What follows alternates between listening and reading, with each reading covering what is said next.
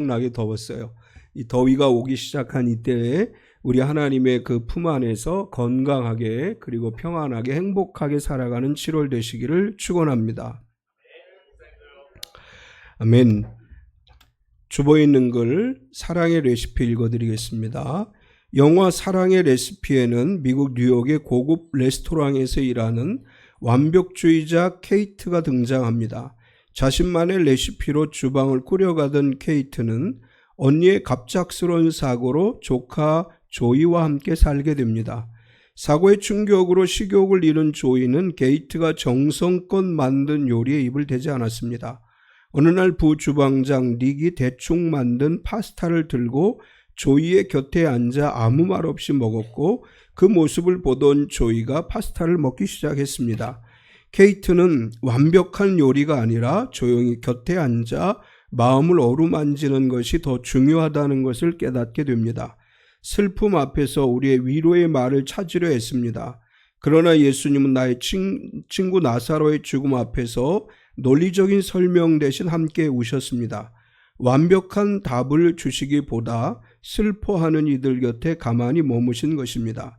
바울은 우리에게 즐거워하는 자들과 함께 즐거워하고 우는 자들과 함께 울라고 말합니다. 오늘 우리 곁에도 마음의 문을 닫은 채 슬픔을 홀로 견디는 이가 있을지 모릅니다. 그럴듯한 위로의 언어보다 그저 곁에 앉아 따뜻한 밥 한 끼 나누는 것, 지금 우리에게 필요한 사랑의 레시피가 아닐까요?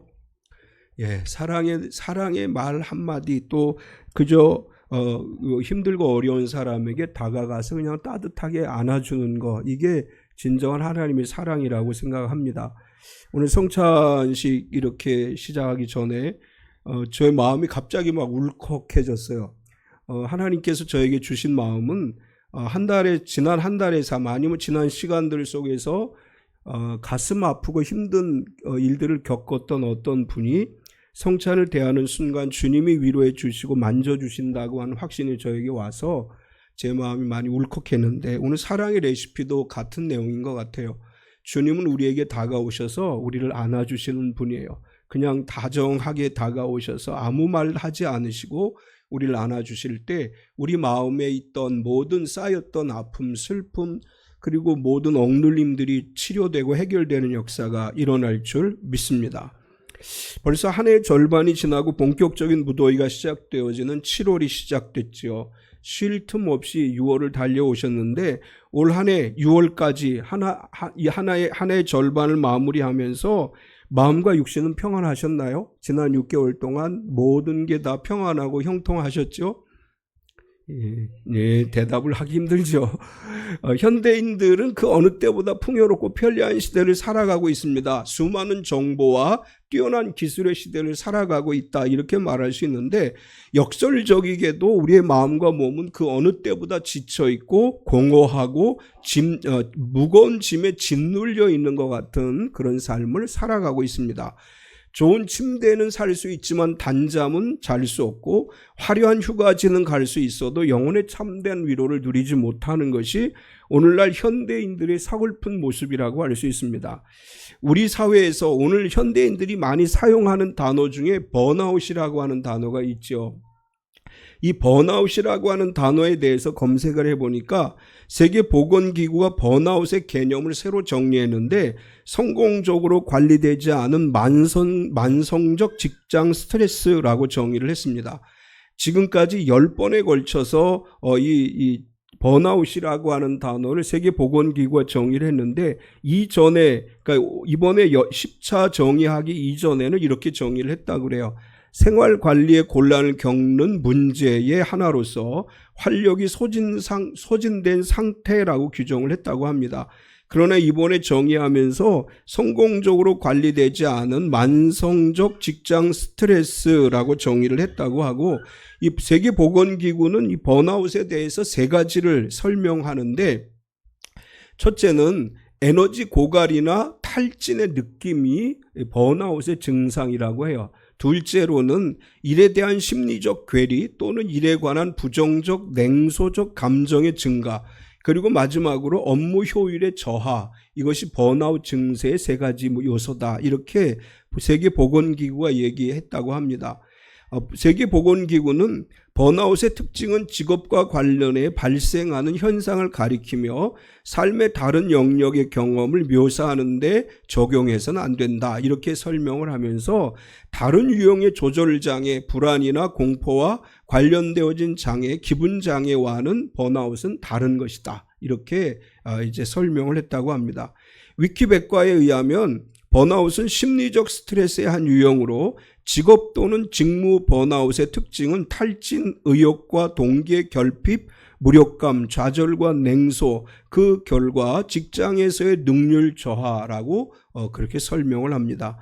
이렇게 오늘날 많은 사람들이 순간순간 번아웃에 이른다라는 표현을 써요. 직장 생활에서 특히나 더 많이 내가 번아웃을 겪고 있다, 이런 이야기들을 하는데, 어쩌면 지금 우리는 굉장히 편리한 시대를 살아가고 있죠.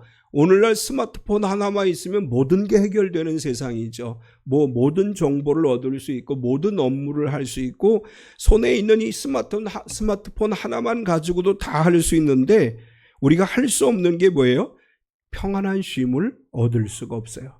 아무리 좋은 현대 문명의 혜택을 받고 있다고 할지라도 우리는 우리 자신도 모르게 너무 쉽게 지쳐버리고 또한 안식을 갈망하고 있는 것이 우리의 현실이라고 할 수 있습니다. 대한민국은 OECD 국가 중에 근로시간이 가장 긴 나라 중에 하나라고 해요.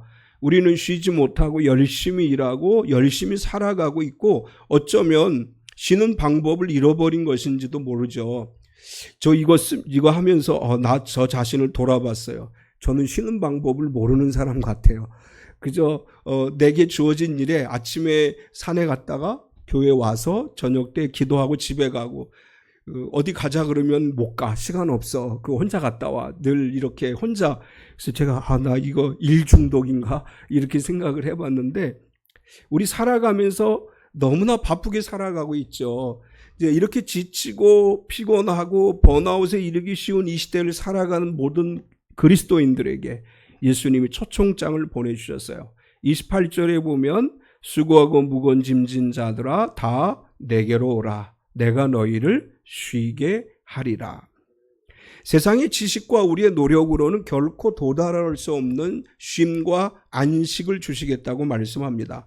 우리가 예수 그리스도 안에 있을 때 그리스도 안에서 누리는 안식과 평안을 누리게 될 것이고 그분 안에서 참된 쉼을 얻게 되리라고 말씀을 합니다. 오늘 예수님이 하신 이 말씀을 중심으로 해서 내가 너희를 쉬게 하리라, 이런 제목으로 말씀을 나누려고 합니다. 오늘 예수님이 하신 이 말씀 속에서 첫 번째로 우리가 발견할 수 있는 것은 어린아이들에게 나타내셨다라고 하는 것입니다. 예수님은 쉼과 안식에 대한 이야기를 하시기 전에 먼저 하나님께서 어린아이들에게 하나님의 뜻을 나타내셨다, 이렇게 말씀을 합니다. 하나님의 뜻을 알기 위해서 우리의 마음은 어린아이와 같이 순수한 신앙의 자세가 되어야 된다고 하는 의미고, 하나님의 뜻을 알므로 인해서 우린 진정한 안식과 쉼과 평안을 누릴 수 있습니다. 예수님께서 어린아이에게 나타내셨다라고 말씀하시면서 지혜롭고 슬기로운 자들에게는 숨기셨다, 이렇게 말씀을 해요. 25절을 보면 그때 예수께서 대답하여 이르시되 천지의 주제이신 아버지여, 이것을 지혜롭고 슬기 있는 자들에게는 숨기시고 어린아이들에게는 나타내심을 감사하나이다. 예수님께서 감사 기도를 하시던 중에 이렇게 마무리 기도를 하시는 거예요. 지혜롭고 슬기로운 자들에게는 숨기셨나이다. 이 지혜롭고 슬기로운 자들이라고 하는 것은 당시 종교 지도자들을 얘기합니다.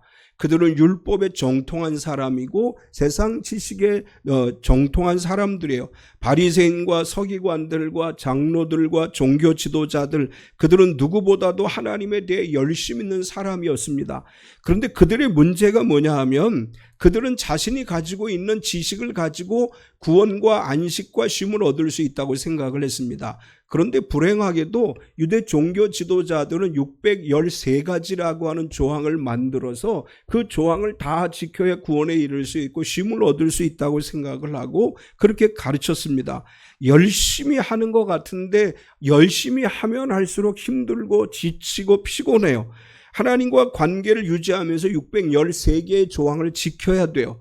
그래서 예수님께서 뭐라고 말씀하시느냐 하면 그렇게 스스로 지혜 있고 슬기롭다고 생각한 지도자들은 아무리 애를 써도 쉼을 얻을 수가 없다 이렇게 말씀하시면서 지혜롭고 슬기 있는 자들 즉 종교 지도자들 그 시대 지식인들을 향해서 말씀하시기를 너희가 가지고 있는 율법적 지식을 가지고 구원에 이를 수 없고 너희가 가지고 있는 율법적 지식을 자랑하는 것은 교만하기 때문에 하나님 나라에 이를 수 없다 뿐만 아니라 너희는 그런 지식을 가지고는 쉼과 안식을 얻을 수 없다 이런 의미로 지혜롭고 슬기 있는 자들에게는 감추셨다라고 말씀하셨습니다.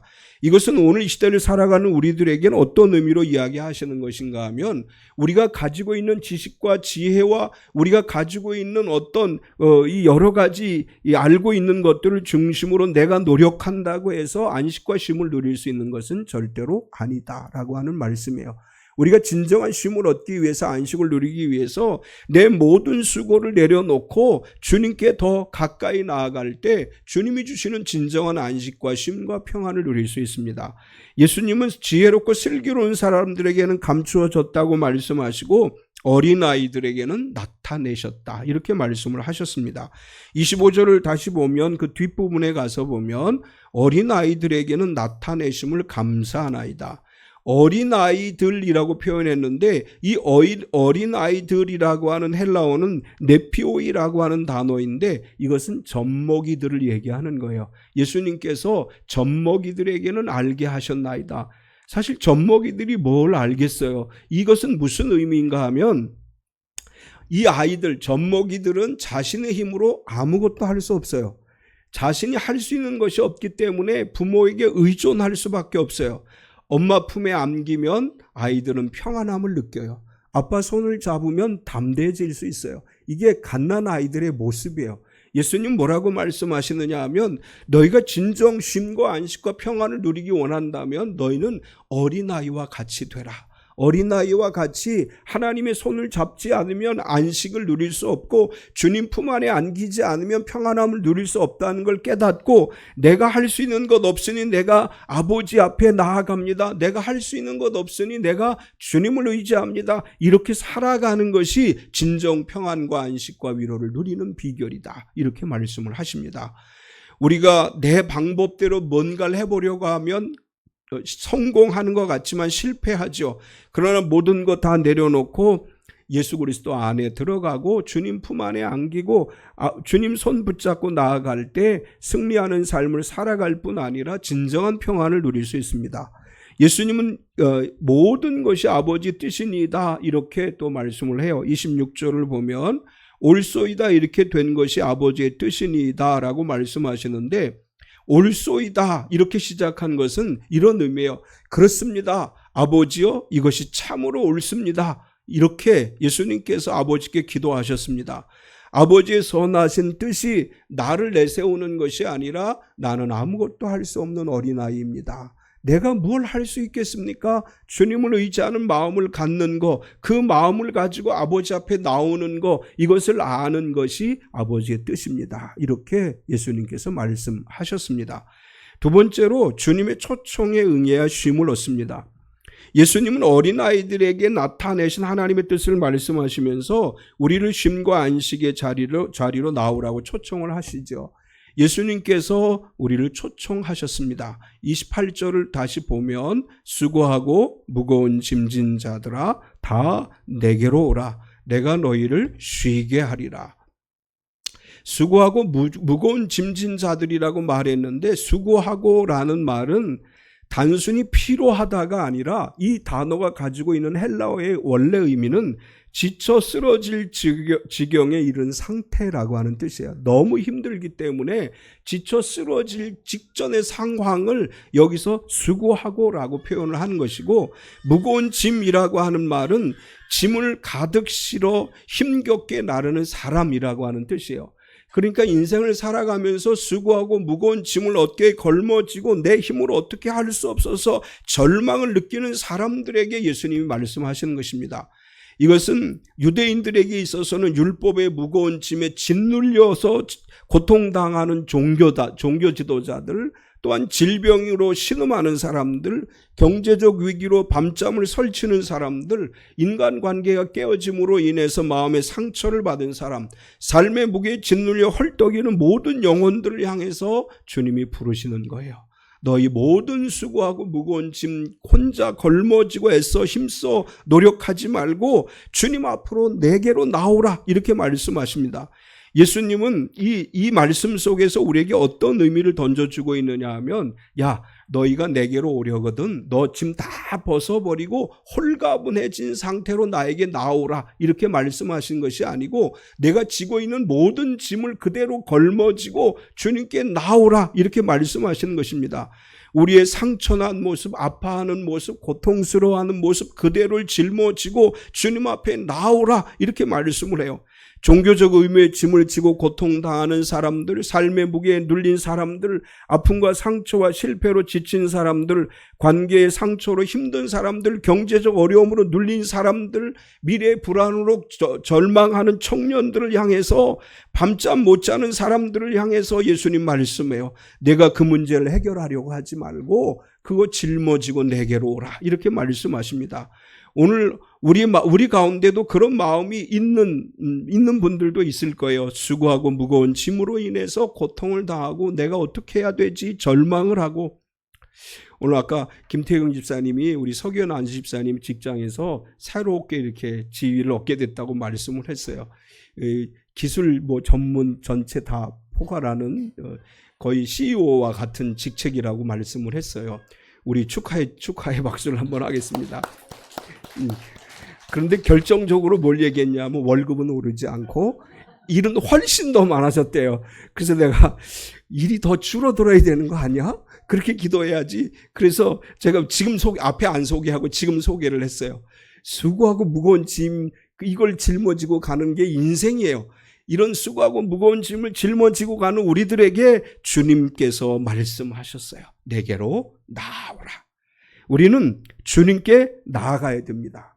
28절을 다시 보면, 수고하고 무거운 짐진 자들아 다 내게로 오라, 내가 너희를 쉬게 하리라. 여기에서 예수님은 이렇게 말씀하셨어요. 내가 너에게 가겠다, 이렇게 말씀하신 것이 아니고, 내가 짐을 지고 나에게로 오라, 이렇게 말씀하셨어요. 우리가 주님께 나오지 않고는 쉼을 얻을 수 없습니다. 주님께 나옴으로 인해서 주님이 우리의 짐을 대신 짊어지시고 그 짐의 문제를 해결해 주시기 때문에 우리가 진정한 쉼과 안식을 누릴 수 있다, 이런 말씀을 하시는 것이고, 우리는 우리의 자리에서 앉아있는 상태로 하나님의 은혜를 누릴 수 없어요. 주님이 계신 그곳에 나아가서 주님께로 우리가 나아갈 때 하나님께서 우리를 붙들어 주시고 하나님께서 우리에게 쉼을 주시고 안식을 주시는 것입니다. 우리 쉼을 얻기 위해서 얼마나 많은 노력을 합니까? 여행도 가보고 돈이 많이 생기면 좀 쉴 수 있겠지. 그런데 돈이 많이 생기면 걱정이 더 많아지죠. 할 일이 더 많아져요. 또 일을 좀 줄이면 쉴 수 있겠지. 그런데 일을 줄이고 나니까 더 힘들어져요. 이게 인생이라고 하는 거예요. 내가 뭔가를 내 힘으로 해보려고 열심히 노력하면 되겠지라고 생각하는데, 내 힘으로 아무리 해도 되지 않는 것이 우리 삶의 모습인 것이고, 그래서 예수님은 우리에게 말씀하셔요. 내게로 오라. 내가 가지고 있는 거 가지고 그냥 내게로 오라, 이렇게 말씀을 하십니다. 오늘 우리의 삶에서 예수님 앞에 나아가는 것, 방해하는 것들이 많이 있죠. 우리가 이제 성경을 읽고 기도하고 예배를 드리고 그럼 늘 마음속에 어떤 생각이 있느냐. 그래, 주님께 나아가야지. 주님께 가서 기도해야지. 주님께 내려놓아야지. 이렇게 생각하는데 주님께 나오는 것을 방해하는 것들이 있죠. 어느 날 가야지 그러면 바빠요. 내일 가야지. 그럼 내일 또 바빠져요. 계속해서 우리를 주님께 나오는 것에 방해하는 요소들이 있어요. 또 때로는 우리의 마음의 교만이 주님께 나오는 것을 방해할 때가 있어요. 다른 것들을 통해서 내가 쉼을 얻어보겠다 이렇게 생각을 하고 다른 일에 도전을 해봐요. 그런데 여전히 우리는 쉼을 얻지 못해요. 결국은 주님께 나오는 것이 가장 좋은 해결 방법이에요. 힘들고 어려운 일이 있을 때 주저하지 말고 주님께 나와서, 아니면 가정에서라도 주님 앞에 무릎을 꿇고 주님 앞에 내려놓으세요. 주님, 내 짐이 지금 여기 있습니다. 내 수고하고 무거운 모든 짐들이 여기 있습니다. 주님 앞에 내려놓을 때 주님이 우리에게 진정한 안식과 평안을 주실 것입니다. 주님의 초청에 응해서 예수님께 나아가면 이렇게 말씀하셨어요. 너희를 쉬게 하리라. 예수님께서 쉬게 하십니다. 28절 뒷부분에 보면 내가 너희를 쉬게 하리라. 여기 내가 너희를 쉬게 하리라고 말씀하시는데 이 쉬게 하다라고 하는 헬라어는 아나파우소라고 하는 단어를 씁니다. 이 단어는 단순히 피로가 풀리다라고 하는 말이 아니고 완전한 회복과 새로운 힘의 공급을 의미합니다. 우리가 지쳐 있을 때 주님께 나아가면 그분은 우리에게 새로운 힘을 공급해 주시고 모든 피곤과 지쳐 있는 곳에서부터 우리를 해결해 주시는 은혜를 주신다고 하는 의미죠. 예수님께서 십자가에서 우리의 가장 무거운 죄의 짐을 해결해 주셨어요. 예수 그리스도 앞에 나의 죄의 짐을 다 내려놓을 때 그분의 십자가 위에서 우리의 죄의 짐을 해결해 주셨고, 그리고 우리가 영원히 죽을 수밖에 없는 사망의 짐을 해결해 주셨고, 하나님 앞에 섰을 때 심판을 받을 수밖에 없는 존재였지만 심판의 짐도 해결해 주셨습니다. 이제 우리는 주님께 아무런 걱정도 없이, 아무런 두려움도 없이, 아무런 자격도 없이 그저 주님께 나아가기만 하면 주님이 우리에게 쉼을 주시고 주님이 우리에게 은혜를 베풀어 주시겠다고 약속하셨습니다. 세 번째는 나의 멍에를 메고 내게 배우라. 28절에서 이제 너희 수고하고 무거운 짐진 자들아 다 내게로 오라, 내가 너희를 쉬게 하겠다, 이렇게 말씀하시더니 또 갑자기 29절에 가서는 29절 이하에서는 나의 멍에를 메고 나를 배우라, 이렇게 말씀을 해요. 아니, 쉬게 해주는데 멍에는 또 왜 메라고 하시는 거지? 우리가 이렇게 생각할 수 있어요. 여기 안에 이 멍에를 메고 내게 배우라고 하는 말씀 가운데 가지고 있는 하나님의 뜻을 발견하려고 하는데, 예수님 먼저 나는 마음이 온유하고 겸손하다, 이렇게 말씀을 하셨어요. 29절 같이 읽겠습니다. 나는 마음이 온유하고 겸손하니 나의 멍에를 메고 내게 배우라. 그리하면 너희 마음이 쉼을 얻으리니. 예수님은 이렇게 말씀하세요. 나는 마음이 온유하고 겸손하다. 여기 온유하다라고 하는 이 표현은 부드럽다라는 말이 아니고 강한 말이 길들여진 상태라는 의미를 갖습니다. 온유하다는 건 싸나운 말, 야생마 같았던 말이 잘 길들여져서 그 주인의 손에 잘 움직여지는 상태, 이것이 헬라어가 가지고 있는 온유라고 하는 뜻이에요. 예수님은 어떤 분이시냐 하면 전능하신 하나님이시죠. 무한한 능력의 주님이세요. 그런데 예수님 스스로 나는 내 능력을 다 내려놓고 하나님 손에 하나님이 나를 위해 나에게 말씀하시는 대로 내가 순종하고 하나님 뜻을 이루기 위해 온유한 자가 되었다, 이렇게 말씀하시는 것이고, 겸손이라고 하는 말은 자신을 낮추는 것인데, 하늘 보자 버리고 인간의 몸을 입고 이 땅에 오신 예수님, 이 땅에 마구간에 말구유에 오셨지요. 가장 낮은 자의 모습으로 이 땅에 오신 예수님, 그분은 사실 심판자이시고 그분은 만유의 주님이셔요. 그런데 다 내려놓고 우리를 위해 이 땅에 오셨어요. 온유하고 겸손함으로 이 땅에 오셨습니다. 우리가 온유하고 겸손하신 그분 앞에 설 때, 그분을 바라보고 의지할 때 우리 안에 새로운 역사가 일어날 수 있음을 말씀하시는 것입니다. 나는 마음이 온유하고 겸손하다고 말씀하시면서 나의 멍에를 메고 내게 배우면 쉼을 얻으리라고 말씀하십니다. 29절을 다시 보면 나는 마음이 온유하고 겸손하니 나의 멍에를 메고 내게 배우라. 그리하면 너희 마음이 쉼을 얻으리니. 예수님은 앞에서는 내가 너희를 쉬게 하겠다 이렇게 말씀하시더니 이제 29절에 와서는 나의 멍에를 메라. 그런데 멍에를 메면 쉼을 얻을 수 있다, 이렇게 말씀을 하셔요. 멍에를 메는 것이 과연 우리가 쉼을 얻는 비결일까? 우리 이렇게 질문할 수 있죠. 멍에를 맨다고 하는 이 말의 원래 의미는 어떤 의미인가 하면 예수님과 함께하는 삶을 의미하는 것입니다. 당시 유대 랍비들은 제자들을 가르칠 때 자신을 따르는 사람들을 뭐라고 표현했느냐 하면 멍에를 맨다고 표현했다고 그래요. 그러니까 제자를 가르칠 때 그 제자들이 스승을 따라, 랍비를 따라가는 삶을 뭐라고 표현하느냐? 멍에를 매는 삶이다, 이렇게 표현했다는 거예요.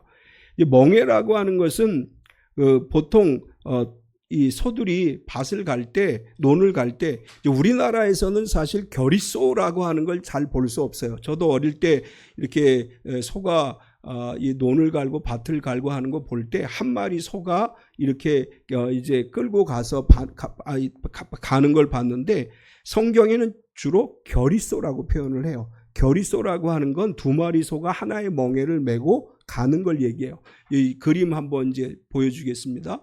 여기 소 두 마리가 겨리를 매는 장면이에요. 이런 거 본 적 있으세요? 우리나라에서는 대개 한 마리 소가 해요. 그런데 이 히브리인들, 유대인들은 보통 두 마리 소가 하나의 멍에를 메고 밭을 갈아요. 그래서 여기서 멍에라고 하는 말의 의미는 뭐냐 하면 예수님이 우리와 함께 멍에를 지신다고 하는 의미예요. 그러니까 멍에를 메라. 그럼 나 혼자 멍에를 메고 가는 게 아니라 예수님이 여기서 하신 말씀은 나의 멍에를 메고 내게 배우라 이렇게 말씀하잖아요. 나의 멍에 나하고 같이 멍에를 메고 내게 배우라. 그러면 너희가 쉼을 얻으리라 이렇게 말씀을 하신 거예요. 예수님이 너 혼자 이 멍에를 메고 나 따라와 이렇게 말씀하신 것이 아니고, 야, 내가 너와 함께 멍에를 메고 갈게. 그러니까 너는 나와 함께 가기만 하면 돼. 이렇게 말씀하시는 거예요. 그리고 유대인들의 겨릿소는 이제 이렇게 소 두 마리가 이렇게 한꺼번에 하나의 멍에를 메고 밭을 갈 때, 아니면 어떤 마차를 끌 때 이런 원리가 있다 그래요.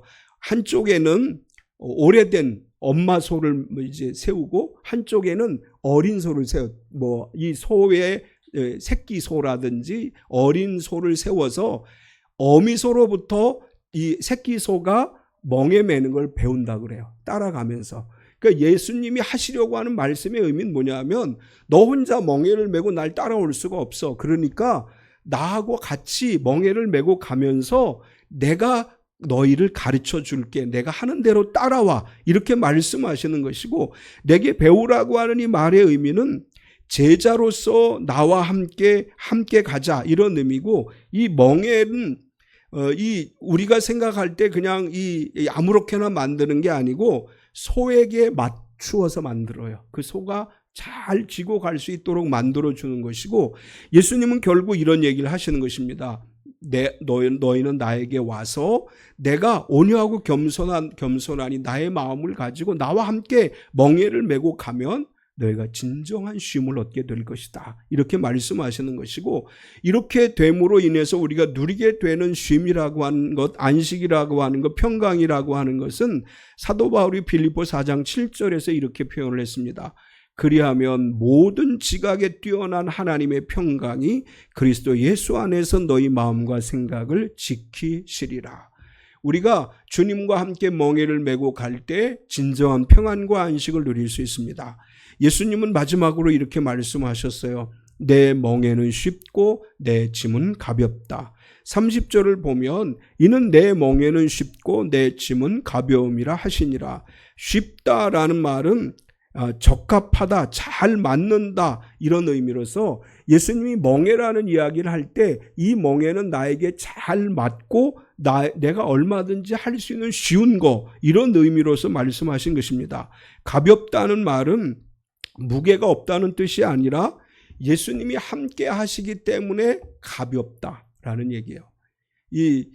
우리가 이제 이렇게 젊은이들 지금 뭐 하는지 모르겠는데 예전에 우리 군 생활할 때 보면 남자들 쭉 써가지고 이 봉체조 같은 거 했었어요. 그런데 키 큰 사람들이 힘들어요. 나는 키가 조금 해가지고 덜 힘들었어. 중간에 서가지고 하는데. 그런데 이 봉체조라든지 한꺼번에 일을 할 때 같이 하기 때문에 덜 힘든 거예요. 혼자서 하면 감당할 수 없어요. 예수님은 이렇게 말씀하는 거예요. 내가 너와 함께 멍에를 메고 가고 있어. 너 힘든 거 하나도 없어. 내가 하는 대로 넌 따라오기만 하면 돼. 그래서 가볍다고 이야기를 하시는 거예요. 바리새인들은 613가지의 율법 조문을 가지고 사람들에게 자꾸 짐을 짊어져줘요. 이것도 해야 되고 이것도 지켜야 되고 이것도 해야 돼. 그런데 예수님 뭐라고 말씀하셨느냐 하면 하나님을 사랑하고 이웃을 사랑하라. 이것이 온 율법과 율법의 완성이고 이 율법의 모든 것이 이루어지는 것이다. 이렇게 말씀을 하셨습니다. 예수님 우리에게 끊임없이 짐을 짊어지게 하시는 분이 아니고 그분은 우리를 대신해서 모든 짐을 짊어지셨기 때문에 우린 그분과 함께 멍에를 메고 주님 따라서 그분이 인도하시는 대로 가기만 하면 참된 안식과 위로를 누리게 되는 것입니다. 요한복음 14장 27절을 보면 평안을 너에게 끼치노니 곧 나의 평안을 너에게 주노라. 내가 너에게 주는 것은 세상이 주는 것과 같이 아니하니라. 너희는 마음에 근심하지도 말고 두려워하지도 말라. 오늘 예수님이 말씀하신 쉼에 대한 세 가지 이제 의미를 보았는데, 진정한 쉼은 우리의 지식이나 지혜나 능력으로 얻을 수 있는 것이 아니고 어린아이처럼 겸손히 하나님 앞에 설 때 하나님께서 우리에게 참된 위로와 평안과 안식을 주십니다. 또 우리는 주님의 초청에 응해서 내 방법과 내 생각이 아닌 주님께 나아감으로 인해서 우리가 진정한 안식을 누릴 수 있고, 예수님의 멍에를 메고 날마다 그분을 배우는 삶 속에서 지속적인 평안과 안식과 쉼을 누리게 될 줄 믿습니다. 내 손에 얼마나 많은 짐이 들려 있습니까? 많은 걱정이 있습니다. 많은 염려가 있습니다. 그러나 주님 앞에 내려놓고 주님과 함께 주님의 인도하심에 따라 살아감으로 인해서 참된 평안과 안식과 위로를 누리는 참빛교회 모든 가족이 되시기를 축원합니다. 참 좋으신 하나님 감사합니다. 주님의 크신 은혜와 사랑으로 오늘도 우리가 하나님 앞에 나와 예배하게 하시고 말씀을 듣게 하심을 감사합니다. 사랑하는 하나님, 오늘 이 말씀을 듣고 하나님 세상을 향해 나아가는 우리 성도들 가운데 무겁고 힘든 고통스러운 마음의 짐을 가지고 있는 성도가 이 시간 쉼을 얻게 하여 주시옵소서. 주님께서 그 마음의 모든 부담과 짐을 짊어지신다고 말씀했사오니 주님 앞에 내려놓고 교회를 예배가 끝나고 교회 밖으로 나아가는 순간 주님이 주시는 위로와 안식을 가지고 살아가는 삶이 되게 하여 주시옵소서. 염려하지 않게 하여 주시옵소서. 걱정하지 않게 하여 주시옵소서. 두려워하지 않게 하여 주시옵소서. 매일매일 기도하는 가운데 쉼과 안식과 평안을 누리게 하시고, 매일매일 찬양하는 가운데 주님이 주시는 힘을 얻게 하여 주시고, 매일매일 예배하는 가운데 하나님의 위로가 넘치는 우리의 삶이 되게 하여 주시옵소서. 예수님의 이름으로 기도드리옵나이다. 아멘. 우리 다 일어서서 시편 20편 5절 두 번 부르시겠습니다.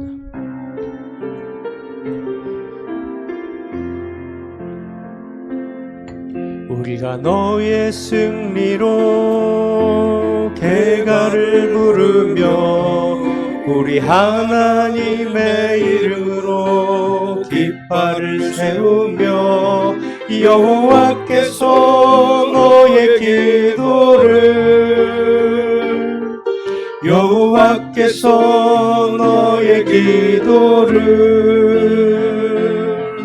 여호와께서 내가 하는 모든 간구를 이루어 주시기를 원하노라.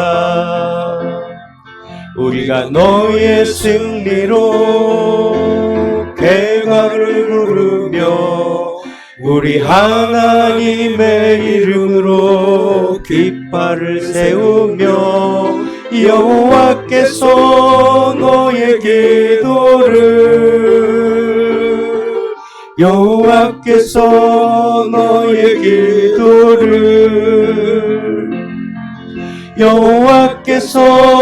내가 하는 모든 간구를 이루어 주시기를 원하노라. 아멘. 황정복 장로님 나오셔서 표제청하시겠습니다.